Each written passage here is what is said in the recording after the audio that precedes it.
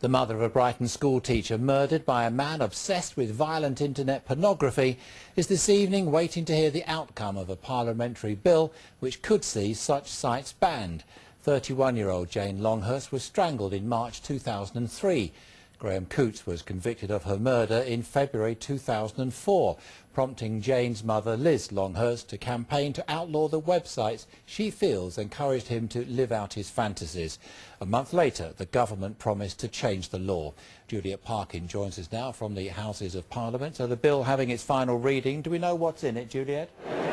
Well, Jeff, the third and final reading of this bill is going on over in the House of Lords as we speak, and one of the clauses included in it is the banning of the possession or downloading of extreme pornography. Now, Jane Longhurst's mother felt that these images encouraged her daughter's killer to do what he did, but many feel that a ban is simply a step too far. Jane Longhurst was a talented musician. She was also an exceptional person, according to her mother, good with people, a peacemaker. All the things that made her a much-loved teacher and ideal prey for this man who murdered her. At his trial, the court heard how Graham Coots from Hove had been looking at horrific pornographic websites the day before he strangled Jane. Her mother won't rest until such sites are banned. It made it seem all right. I think he knew from quite a young age that it wasn't really all right. But once the internet, I suppose it was about 92 or 93, wasn't it, whenever the internet came, and he found these horrible sites, I think he thought, well, there are all these sites, I'm not the only one, and it must be all right, really. And so he just went with the flow, really. Possession of extreme pornography would be illegal under the new law, but not everyone is happy about it.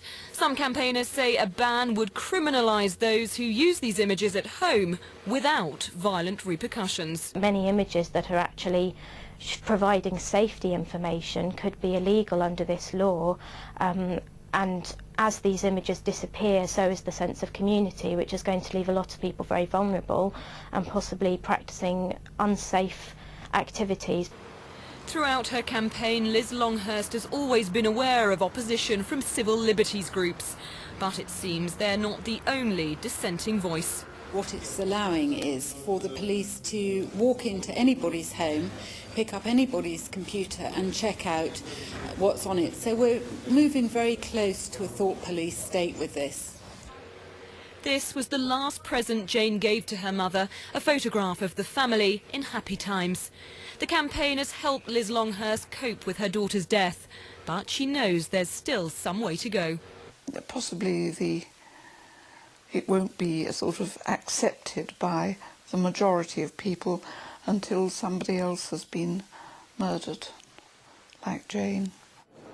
Well, the bill is expected to be made law next week after some tweaking, and I asked Liz Longhurst earlier today whether this would then be the end of the road for her. She said no, by no means. She told me that she expects huge campaigns ahead from civil liberties groups, but she said that Jane was born very premature and she fought for her in life. In death, she said she will continue that fight. Juliet, many thanks indeed.